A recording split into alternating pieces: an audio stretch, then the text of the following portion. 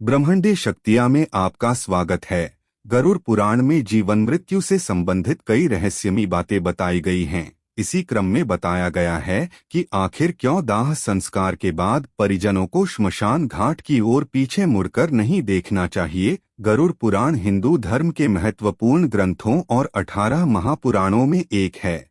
इसमें भगवान विष्णु के प्रिय वाहन पक्षीराज गरुड़ ने उनसे जो प्रश्न किए हैं, श्रीहरि ने सविस्तार उसका उत्तर दिया है, जिसे गरुड़ पुराण कहा जाता है। जीवन और मृत्यु दोनों ही ऐसा सत्य है जिसे कोई टाल नहीं सकता। धरतीलोक पर जिसका जन्म हुआ है उसकी मृत्यु भी निश्चित है, लेकिन आमतौर पर लोग मृत्यु के बारे में बात करने से भी डरते हैं या कतराते हैं।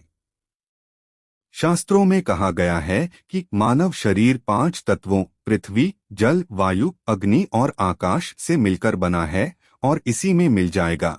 हिंदू धर्म में कुल 16 संस्कारों के बारे में बताया गया है, जिसमें मृत्यु या दाह संस्कार आखिरी संस्कार है।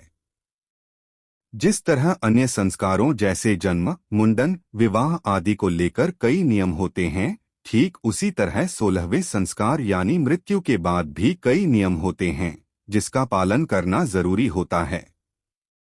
इन्हीं में एक है दाह संस्कार के बाद श्मशान घाट में पीछे मुड़कर नहीं देखना। आइए जानते हैं क्या है इसका कारण। दाह संस्कार के बाद भले ही शरीर जलकर भस्म हो जाता है, लेकिन आत्मा का अस्तित्व वहीं रहता है, क्योंकि भगवान श्री कृष्ण द्वारा गीता में कहा गया है कि आत्मा को ना तो कोई शस्त्र मार सकता है, ना पानी डुबा सकती है, ना ही अग्नि उसे जला सकती है और ना ही कोई हवा उसे सुखा सकती है। आत्मा अजर, अमर और अविनाशी है। गरुड़ पुराण के अनुसार परिजनों के साथ ही आत्मा खुद भी अपने अंतिम संस्कार की सारी क्रियाएं देखती है।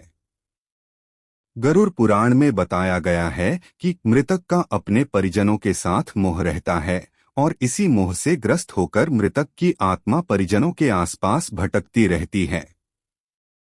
यदि मोह का बंधन नहीं टूटा तो आत्मा को परलोक गमन करने में परेशानी होती है। इसलिए ऐसी स्थिति में मोह का टूटना जरूरी होता है। मृतक की आत्मा और परिजनों के बीच इसी मोह रूपी बंधन को तोड़ने के लिए कि दाह संस्कार के बाद परिजनों को पीछे मुड़कर नहीं देखना चाहिए। अगर परिजन दाह संस्कार के बाद पीछे मुड़कर नहीं देखेंगे तो आत्मा को ऐसा प्रतीत होगा कि अब उसका इस लोक में समय पूरा हो गया और वह दूसरे लोक में चली जाएगी।